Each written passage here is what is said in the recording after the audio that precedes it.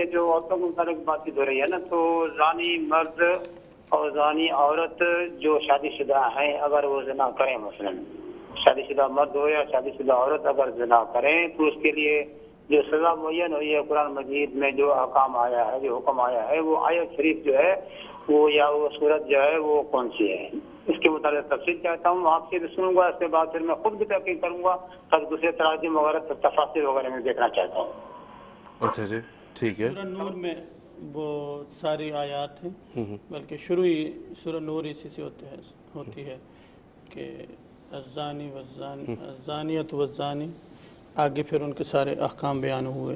جی ٹھیک ہے، جی ٹھیک، غلام شبیر صاحب بہت شکریہ۔ باقی کالر سے ہم درخواست کریں گے آج کے ٹاپک اور سے ریلیٹڈ اگر بات کر سکیں۔ اگر آپ نے زیادہ تفصیل سے اس بات کو دیکھنا ہے تو تفسیر کبیر میں سورہ نور کی یہ آیات پڑھیں، جی آپ کو بڑی تفصیل سے اس موضوع پہ سیر حاصل بحث مل جائے گی۔ جی ٹھیک، بہت بہت شکریہ۔